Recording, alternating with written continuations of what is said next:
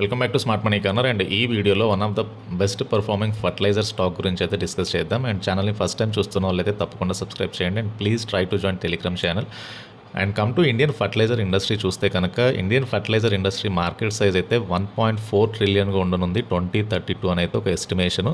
And బేసికల్గా agriculture sector ఎక్కువగా పెరుగుతూ ఉండడము, rising demand and government support కూడా ఫర్టిలైజర్ మార్కెట్ పెరగడానికి, రెవెన్యూస్ పెరగడానికి అయితే కారణము.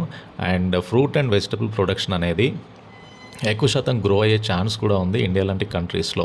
And coming to RCF, that is Rashtriya chemicals and fertilizers, ఇక్కడ నుంచి బెనిఫిట్ అయ్యే అవకాశం కూడా ఎక్కువగా ఉంది. అండ్ ఆర్సీఎఫ్తో పాటు కొన్ని స్టాక్స్ రీసెంట్ టైంలో ఎక్కువగా ర్యాలీ అయితే ఇచ్చాయి, లైక్ నేషనల్ ఫర్టిలైజర్స్ కానీ, Chambal fertilizers and chemical, Madras fertilizers, ఇవన్నీ కూడా రీసెంట్గా షార్ప్ ర్యాలీ అయితే చూడవచ్చు. And when come to the RCF already రీసెంట్గా 40% వరకు అయితే స్టాక్ ప్రైస్ పెరిగింది. అండ్ మేజర్గా ఎంఎస్పి హైక్ గవర్నమెంట్ అనౌన్స్ చేయడం, that is minimum support price for 14 kharif season crops, ఏదైతే ప్యాడీ కానీ, ragi, bajra, jowar, maize and cotton ఇట్లాంటి వాటికి ఎంఎస్పి నిర్ధారించడము ఒకటి ఇట్లాంటి స్టాక్స్లో ర్యాలీ రావడానికి కారణమైతే. ఇంకొకటి ఏంటంటే, సో ఎంఎస్పి ప్రైస్ హైక్ వలన almost it cost around ₹2 trillion for government. అదేవిధంగా ఫార్మర్స్కి అయితే ఒక రెవెన్యూ అండ్ ఇన్కమ్ సోర్స్ అయితే పెరిగే అవకాశం ఉంది. అండ్ సో దట్ ఎక్కువగా ఇన్వెస్ట్మెంట్స్ అనేవి అగ్రికల్చర్ ఇన్పుట్స్ అయిన ఫర్టిలైజర్స్లోకి వస్తాయి, ఇదొక కారణము. ఇంకొకటి ఫర్టిలైజర్ స్టాక్స్ మోవడానికి కారణము జిఎస్టీ కౌన్సిల్ మీటింగ్ రానుంది. అండ్ ఏదైతే కొత్తగా ప్రపోజల్ ఉందో lowering the GST on fertilizers, so ఇది డెఫినెట్గా ఫర్టిలైజర్స్ కంపెనీకి అట్ ద సేమ్ టైం ఫార్మర్స్కి అయితే ఒక బూస్ట్ అని చెప్పొచ్చు.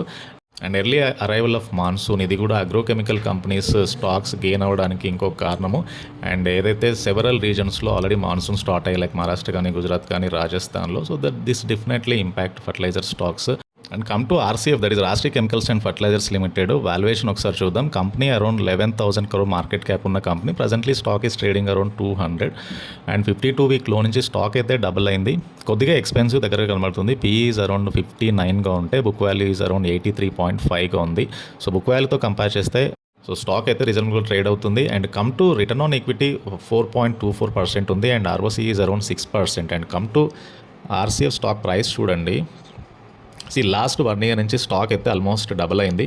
But when look to 5 year and even long term chart కూడా ఆల్మోస్ట్ స్టాక్ అయితే అప్ ట్రెండింగ్లోనే అయితే కనబడుతుంది. So even for the long term outlook అయితే very positive. The buy volumes అయితే పెరుగుతూ వస్తున్నాయి స్టాక్ది. And every dip is a buying opportunity ఆర్సీఎఫ్లో. అండ్ లాంగ్ టర్మ్ ఇన్వెస్ట్ చేసే వాళ్ళకైతే ఆర్సీఎఫ్లో వోల్టాలిటీ కూడా తక్కువగా ఉంటుంది.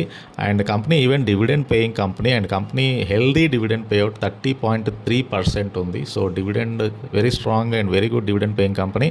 అండ్ ఆల్సో లాంగ్ టర్మ్లో అక్యుములేట్ చేసుకోవడానికి అయితే ఒక బెస్ట్ ప్రైస్ దగ్గర కనబడుతుంది. And let us look in to quarterly results చూద్దాం. క్వార్టర్లీ రిజల్ట్స్లో కంపెనీ సేల్స్ చూడండి, ఆల్మోస్ట్ 3,080 crore సేల్స్ వచ్చాయి. అండ్ కొద్దిగా తగ్గాయి రీసెంట్ ఫ్యూ క్వార్టర్స్ నుంచి కంపేర్ చేసుకుంటే. And but come to the net profit around 95 crore వచ్చింది. అండ్ ఆపరేటింగ్ ప్రాఫిట్లో ఒక సర్జ్ అయితే చూడవచ్చు. And that is the reason మనకి నెట్ ప్రాఫిట్ పెరగడానికి అయితే కారణం. And come to company stock యొక్క P&L చూస్తే కనుక సేల్స్ ఆర్ అరౌండ్ 16,981. లాస్ట్ ఇయర్తో కంపేర్ చేసుకుంటే కొద్దిగా తగ్గాయి. But on an average base మీద sales are very good. And come to the net profit is around 225 crore వచ్చాయి net profit. So net profit కొద్దిగా తగ్గింది కంపెనీది అయితే. And the reason is so operating profit కూడా చాలా మటుకు అయితే తగ్గాయి. And come to compounded sales growth చూస్తే కనుక last 10 years sales growth around 10% ఉంటే last 3 years sales growth is 27%. Sales growth రీసెంట్గా పెరుగుతూ వస్తుంది. And RCF share holding pattern చూస్తే కనుక ప్రమోటర్కి 75% ఉంది, అంటే కంప్లీట్లీ ప్రమోటర్ వాటా ఎక్కువగా ఉంది. And come to general public 22% వాటా హోల్డ్ చేస్తే ఎఫ్ఐఎస్కి 2.58% వాటా అయితే ఉంది. వెరీ స్ట్రాంగ్ ప్రమోటర్ వాటా and very strong public share holding వాటా అయితే కనబడుతుంది. సో షేర్ హోల్డింగ్ ప్యాటర్న్ ఎక్కువగా ప్రమోటర్ దగ్గరగా స్టాక్స్ అయితే ఉన్నాయి. అండ్ డెటార్ డేస్ ఆల్మోస్ట్ 76 ఉంది మార్చ్ 2024లో. లాస్ట్తో కంపేర్ చేస్తే డెటార్ డేస్ పెరిగాయి, but reasonably it is good. So stock price చూస్తే కనుక 2024లోనే 25% సర్జ్ అయింది స్టాక్ అయితే. అండ్ 87% వరకు అయితే పెరిగింది ఫ్రమ్ ద లాస్ట్ ఇయర్ నుంచి. 52 వీక్ హై 228 నుంచి కొద్దిగా ఫాల్ కనబడుతుంది ప్రస్తుతానికైతే. అండ్ స్టాక్లో ఇక్కడ నుంచి ఒక బయింగ్ అయితే ఎక్స్పెక్ట్ చేయొచ్చు. అండ్ లాంగ్ టర్మ్లో ఇన్వెస్ట్ చేసే వాళ్ళకైతే ఒక బెస్ట్ ప్లేస్లో అయితే కనబడుతుంది. డీటెయిల్స్ అండ్ ఈ వీడియో నచ్చితే ఛానల్కి తప్పకుండా సబ్స్క్రైబ్ చేయండి, ఈ వీడియోని లైక్ చేయండి and try to join Telegram channel.